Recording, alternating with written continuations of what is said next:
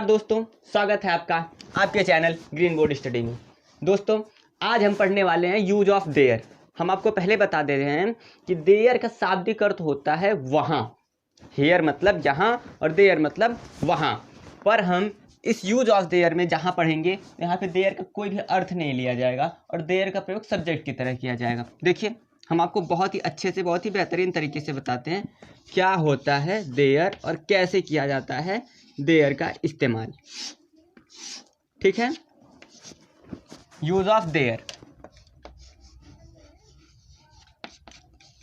दोस्तों, जब कहीं किसी वस्तु का होना या ना होना पाया जाए, जब कहीं किसी का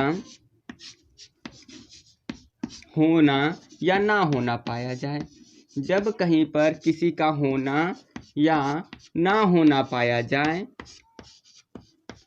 ना होना पाया जाए, जब कहीं पे किसी चीज का होना या ना होना पाया जाए और उसमें सब्जेक्ट ना हो, ठीक, तो सब्जेक्ट की तरह या तो सब्जेक्ट की तरह देयर का प्रयोग करते हैं। देयर का प्रयोग करते हैं। किसका प्रयोग करते हैं? देयर का। और देयर का यहाँ कोई अर्थ नहीं होता, और देयर का यहाँ कोई अर्थ नहीं होता। हम प्रयोग तो कर देते हैं देयर का, लेकिन देयर का हम कोई भी अर्थ नहीं लेते, कोई अर्थ नहीं होता है। क्या होता है? देयर का कोई भी अर्थ नहीं होता है। नहीं होता है तो नहीं लेंगे, नहीं होता है। ठीक, ये बड़े अजीब तरह के ट्रांसलेशन होते हैं, बड़े अलग तरह के ट्रांसलेशन होते हैं, और आपकी लाइफ में और इंग्लिश में आपको ऐसे ट्रांसलेशन बहुत से मिले होंगे, पर इसका रूल्स क्या होता है, ठीक, हम आपको बताते हैं। जैसे मान लीजिए एक जंगल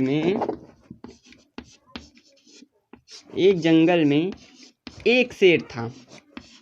कौन था? एक शेर था। एक जंगल में एक शेर था। दोस्तों, इसमें सब्जेक्ट क्या है? जंगल, एक शेर। इसमें मेन सब्जेक्ट क्या है? हम ट्रांसलेशन की शुरुआत कहाँ से करें? कुछ नहीं। फिर ध्यान दीजिए, किसी जंगल में एक शेर का होना पाया गया है। जब कहीं किसी चीज का होना ना या ना होना पाया जाए तो सब्जेक्ट की तरह देयर का प्रयोग करते हैं। देखिए, इसमें सब्जेक्ट नहीं है, पूरे ट्रांसलेशन में सब्जेक्ट है ही नहीं, इसका ट्रांसलेशन शुरू कहाँ से करें? तो हमने ध्यान दिया कि जंगल में एक शेर का होना पाया गया, तो जब कहीं किसी चीज का होना या ना होना पाया जाएगा तो हम सब्जेक्ट की जगह देयर का इस्तेमाल करेंगे। ठीक है, करते हैं। देयर पीछे से बनाते आएंगे। तो था के लिए वाज, क्योंकि एक शेर था।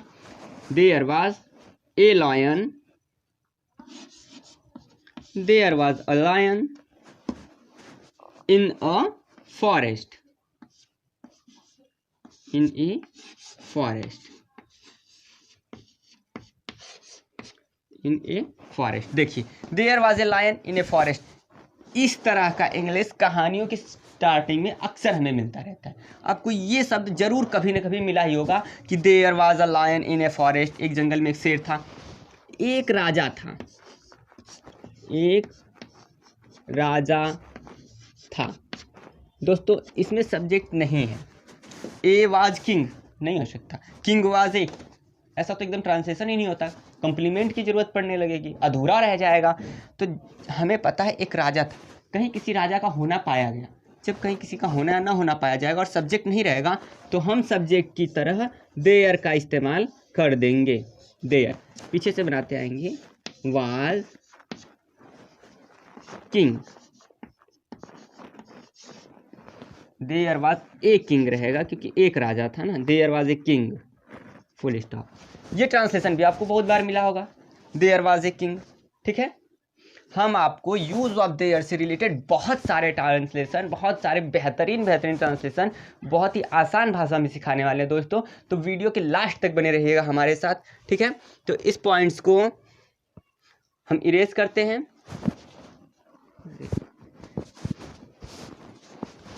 ठीक है, इसको हम इरेज करते हैं और हम आपको लेके चलते हैं देयर की नेगेटिव में, नेगेटिव सेंटेंस। अगर इसमें नेगेटिव सेंटेंस आ जाए तो क्या करेंगे, नेगेटिव सेंटेंस। दोस्तों एक और बात आपको बता दें, जो देयर वर्ड होता है ये सिंगुलर और प्लूरल दोनों होता है। मतलब इसके साथ हम सिंगुलर हेल्पिंग वर्ब भी लगा सकते हैं, प्लूरल भी लगा सकते हैं। देयर के साथ वाज भी लगता है, वर भी लगता है, देयर के साथ इज भी लगता है, देयर के साथ आर भी लगता है, ठीक है। तो नॉट का प्रयोग सहायक क्रिया की बात करते हैं। और हम आपको बता देते हैं कि जो देयर होता है अक्सर ये अनकाउंटेबल चीज़ों के लिए लगता है। तो अगर कभी कभी में अनकाउंटेबल नाउन्स के लिए लगेगा जिसको हम गिनती ना कर सकें तो हम नॉट नहीं नो लिखेंगे, नो। जिन चीज़ों की हम गिनती कर सकते हैं उसके लिए नहीं की स्पेलिंग नॉट, और जिन चीज़ों की गिनती हम नहीं कर सकते उसकी स्पेलिंग के लिए हम नो लिखेंगे, ठीक है। नो या नॉट का प्रयोग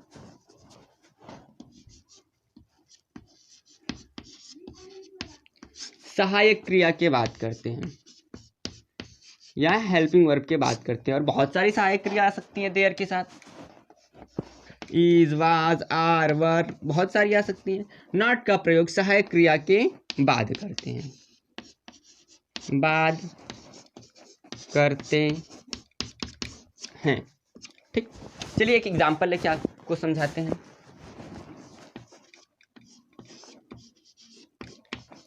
गिलास में पानी नहीं है। आपको कोई खाली गिलास लाके पकड़ा दिया, आपने पानी मांगा था, पानी नहीं है, तो आपने बोला गिलास में पानी नहीं है।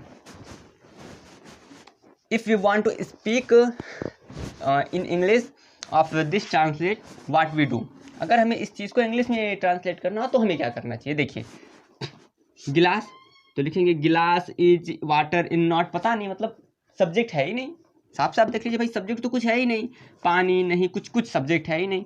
गिलास में पानी का नहीं होना पाया गया, कहीं पे किसी चीज़ का होना या ना होना पाया जाए और सब्जेक्ट नहीं हो तो हम सब्जेक्ट की जगह देयर का इस्तेमाल करते हैं, और वहाँ पे देयर का शाब्दिक अर्थ नहीं लिया जाता, देयर का कोई अर्थ नहीं लिया जाता। चलिए ठीक है, स्टार्ट करते हैं। देयर पीछे से बनाते आएंगे, इज, क्योंकि पानी अनकाउंटेबल है, पानी को हम गिन नहीं सकते, उसके लिए लिखेंगे नो। वाटर गिलास में मतलब इन द ग्लास, ग्लास मतलब शीशा भी होता है, और गिलास की स्पेलिंग टम्बलर भी होती है कहीं कहीं पे, ठीक।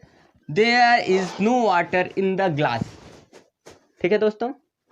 मान लीजिए घर में कोई नहीं है, घर में कोई नहीं है, था लिख लेते हैं, घर में कोई नहीं था, घर में कोई नहीं था, सब्जेक्ट तो है ही नहीं, क्या नहीं था, कौन नहीं था, कुछ पता ही नहीं, कोई नहीं था, तो हमें सब्जेक्ट नहीं मिल रहा। लेकिन घर में किसी का नहीं होना पाया गया, जब कहीं पे किसी चीज़ का होना या नहीं होना पाया जाएगा तो सब्जेक्ट की जगह हम देयर का इस्तेमाल कर देंगे, ठीक है। लिखते हैं there is no any, there is no any in the home या in the house, in the home, ठीक। चलिए हम आपको और कुछ बताते हैं इसके बारे में।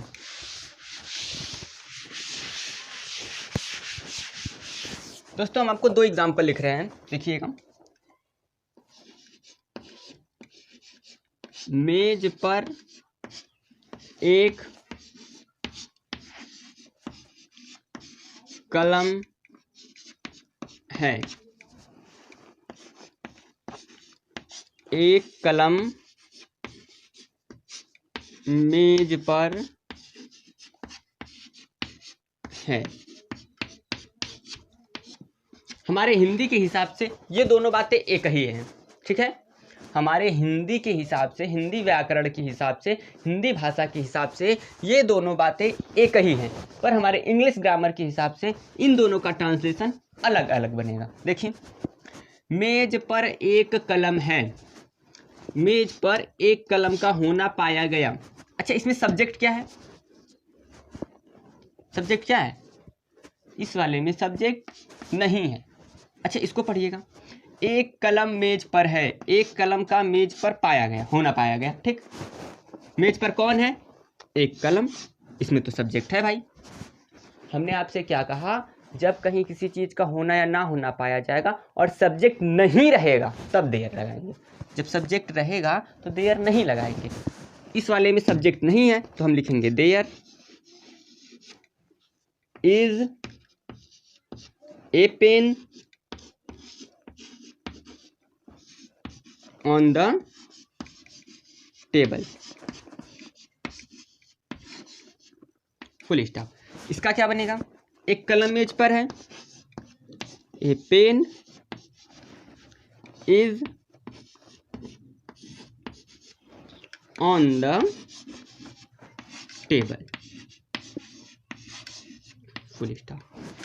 तो अब आपको समझ में आ गया होगा कि कब देयर लगाना है, कब देयर नहीं लगाना है, ठीक है।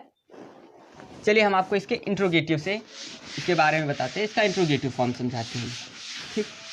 हमने आपको ग्रामर जो स्टार्ट किया था, जब हमने आपको ट्रांसलेशन शुरू किया था, तभी हमने आपको बताया था कि जो ग्रामर का इंट्रोगेटिव रूल है उसमें दो रूल आएंगे, वो दोनों रूल पूरे ग्रामर में हर जगह पे काम आएंगे, कभी भी बदले नहीं जाएंगे, ठीक। उस हिसाब से इंट्रोगेटिव सेंटेंस में दो rule, interrogative sentence, interrogative sentence rule first,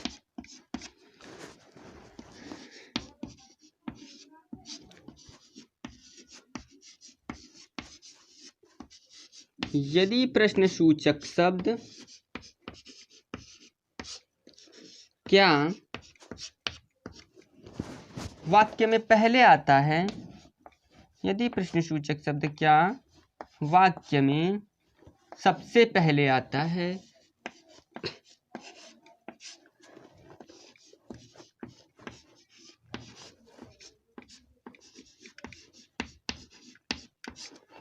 तो उसकी अंग्रेजी नहीं लिखते हैं, तो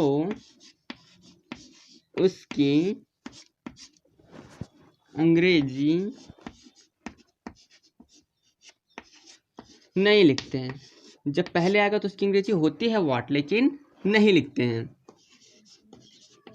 तो उसकी अंग्रेजी नहीं लिखते हैं। लो भाई कर लो बात, पहले आओगे तो लिखवा नहीं करेंगे, नहीं लिखेंगे तो क्या करेंगे, बल्कि सहायक क्रिया का प्रयोग या हेल्पिंग वर्ब का प्रयोग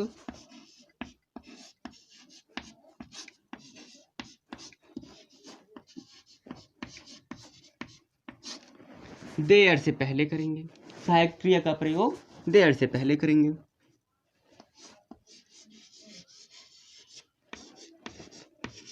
देयर से पहले करते हैं, ठीक है। हमने ये रूल आपको हर तरह की यूज ऑफ में बताया, फिर से आपको बता रहे हैं। यदि प्रश्नसूचक शब्द वाक्य में पहले आता है, सेंटेंस में सबसे पहले आता है, तो उसकी इंग्लिश व्हाट होती है, लेकिन हमें नहीं लिखना है, ठीक। जब नहीं लिखेंगे तो जो हेल्पिंग वर्ब होगी, जो सहायक क्रिया होगी, वो सब्जेक्ट से पहले चली आएगी। तो यहाँ पे हमारा सब्जेक्ट देयर है, यानी कि हेल्पिंग वर्ब का प्रयोग देयर से पहले करेंगे, ठीक। आइए रूल 2 देखते हैं, अगला दो ठो रूल, मतलब दूसरा रूल।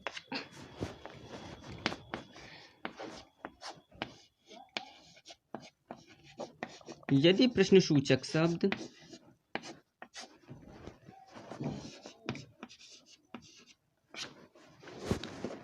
वाक्य के बीच में आता है, वाक्य के बीच में आता है,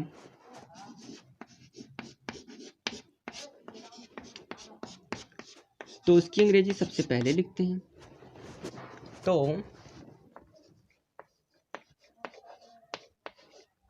उसकी अंग्रेजी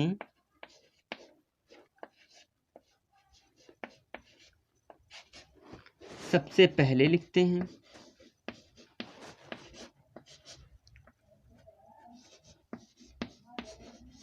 तो उसकी अंग्रेजी सबसे पहले लिखते हैं।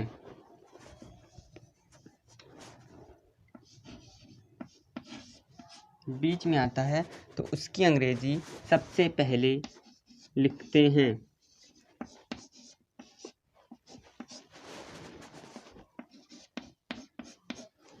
फिर सहायक क्रिया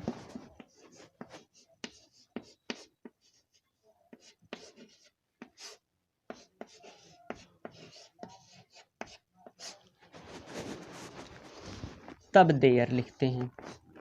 तब देयर लिखते हैं। आप लोग साथ साथ लिखा करिए, लिखते हैं, ठीक है। साथ साथ लिखेंगे, पीछे नहीं छूटेंगे।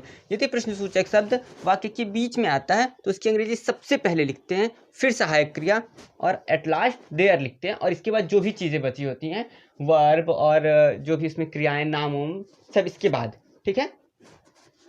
इंट्रोगेटिव सेंटेंस में दो रूल होते हैं, एक एसनो टाइप क्वेश्चन, एक WH टाइप क्वेश्चन। तो जो एसनो टाइप क्वेश्चंस होते हैं उसमें हमें वाट की स्पेलिंग नहीं लिखनी होती है, और जो WH टाइप क्वेश्चन होते हैं क्वेश्चन वर्ड सबसे पहले लिखना होता है, ठीक है। क्वेश्चन वर्ड से स्टार्ट होते हैं ये सेंटेंस। उम्मीद करते हैं कि आपको ये दोनों रूल अब तक याद हो चुके होंगे और बहुत अच्छे से समझ में आ गया होगा। चलिए बिना देरी किए हम शुरू करते हैं आपको इसके एग्जाम्पल्स बताने की, ठीक, इसके और उदाहरण लेके अच्छे से समझाने की। हम इसको इरेज करते हैं दोस्तों यार।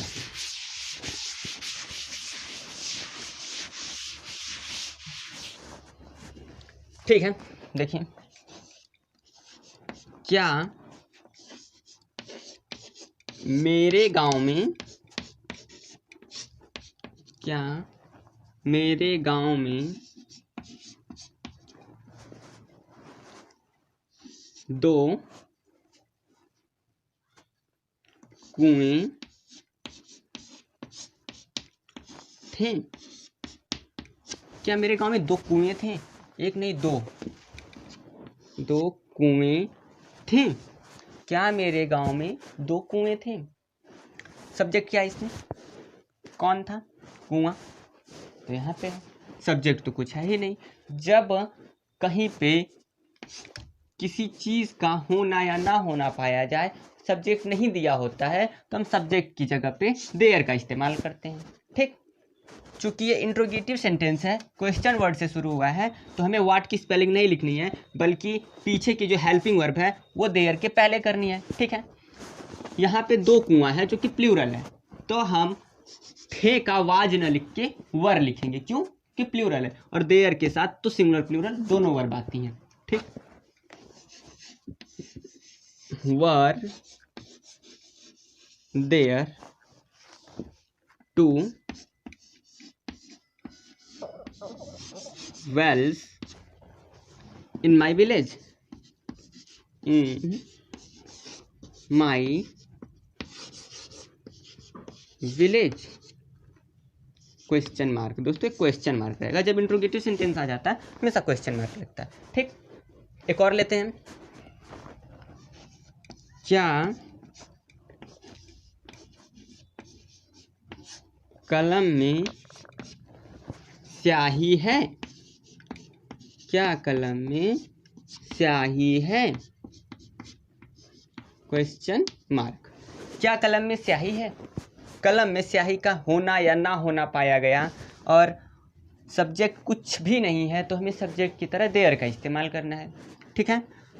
चूँकि क्वेश्चन वर्ड से स्टार्ट हुआ है, yes no type question word है, तो इसलिए हम इसके इंट्रोगेटिव के हिसाब से हेल्पिंग वर्ब का प्रयोग देयर से पहले करेंगे, ठीक।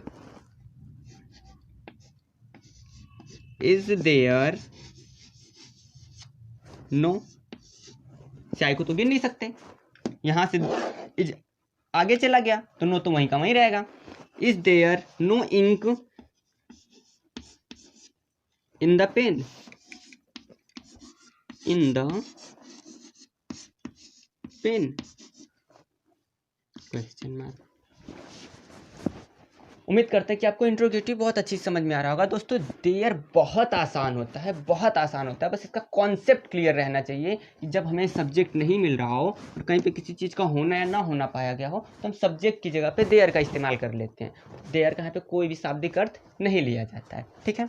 चलिए हम आपको रूल 2 के बारे में बताते हैं, दूसरे वाले रूल के बारे में, ठीक।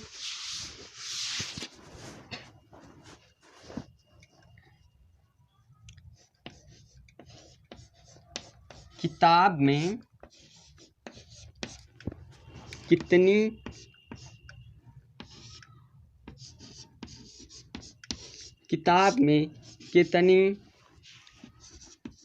कहानियाँ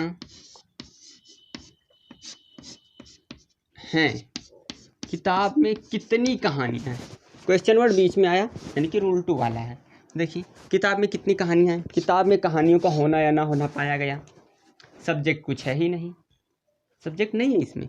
किताब, बुक, इज, स्टोरी, ऐसा कोई ट्रांसलेशन नहीं बनने वाला। ये जो किताब है ये हमारा सब्जेक्ट नहीं है, ठीक है दोस्तों। जब हमें सब्जेक्ट नहीं है और कहीं पे किसी चीज़ का होना या ना होना पाया गया तो हम सब्जेक्ट की जगह पे देयर का इस्तेमाल करेंगे। लेकिन ये इंट्रोगेटिव है तो इंट्रोगेटिव अगर बीच में आया तो उसकी स्पेलिंग सबसे पहले।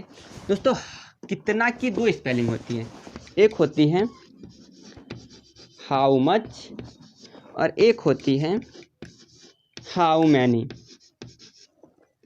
हाउ मैनी कितने के लिए 2 स्पेलिंग होती है, हाउ मच और हाउ मैनी। अगर कोई चीज़ काउंटेबल है, किसी चीज़ को हम गिन सकते हैं, उसके लिए हाउ मैनी लगाते हैं।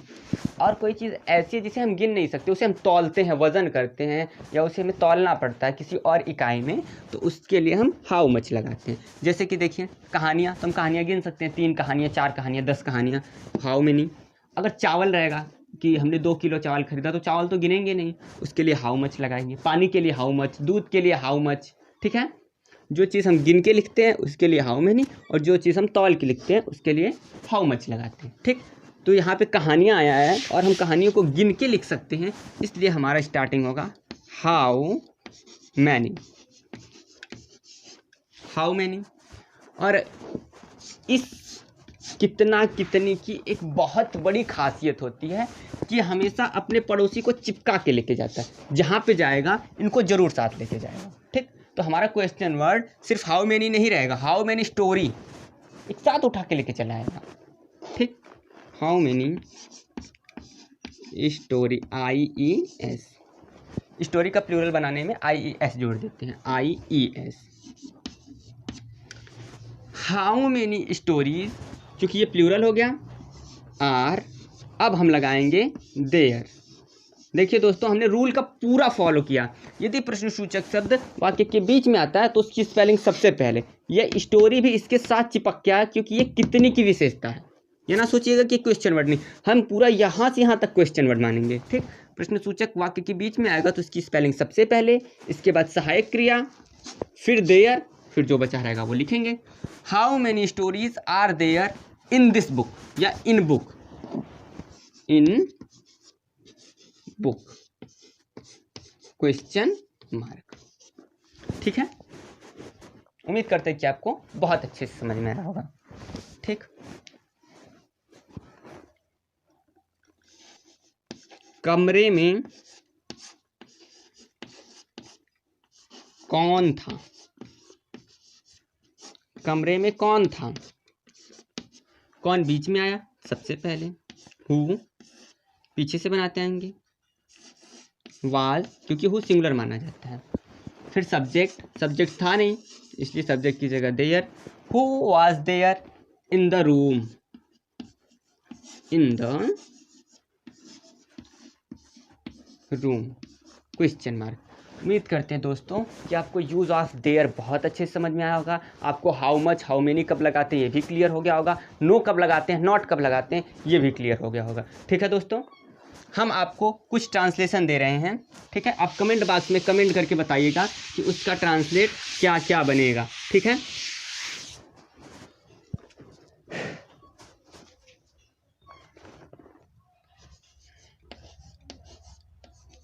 थैले में किताबें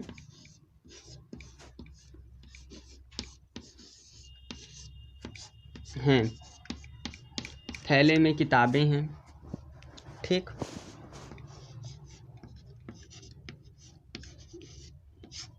जंगल में एक घोड़ा था, जंगल में एक घोड़ा था।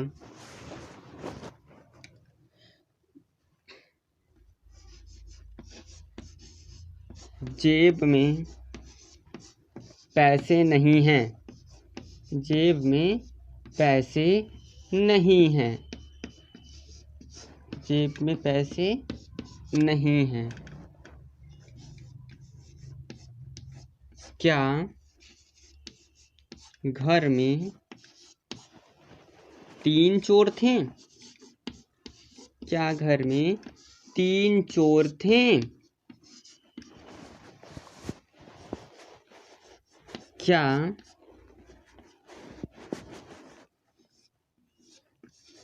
तुम्हारे पास, अभी है से हेड नहीं पढ़ा है, क्या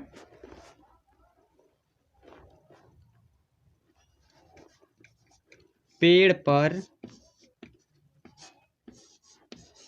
फल नहीं है? क्या पेड़ पर फल नहीं है?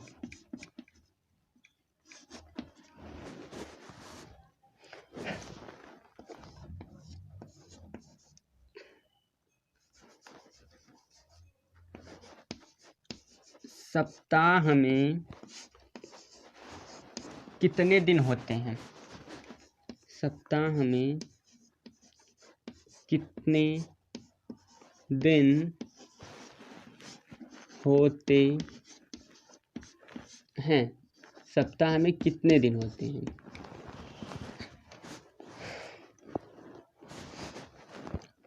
हाथ में क्या है? हाथ में क्या है? हाथ में क्या है? दोस्तों बहुत ही आसान तरह के ट्रांसलेशन है, अगर आप पूरे मन से कोशिश करेंगे तो इन सब का अनुवाद बहुत अच्छे से बना सकते हैं, ठीक। कमेंट बॉक्स में कमेंट करके बताइएगा कि इनका अनुवाद या इनका ट्रांसलेशन क्या बनेगा। आप वीडियो के लास्ट तक बन रहे हैं दोस्तों, इसलिए आपका बहुत बहुत बहुत बहुत धन्यवाद। अगर आपको यूज़ ऑफ देयर अच्छे से समझ में आ गया होगा तो प्लीज़ हमारी वीडियोज़ को लाइक कर दीजिएगा, और अगर अब तक आपने हमारे चैनल को सब्सक्राइब नहीं किया है अभी तुरंत सब्सक्राइब कर लीजिएगा। धन्यवाद।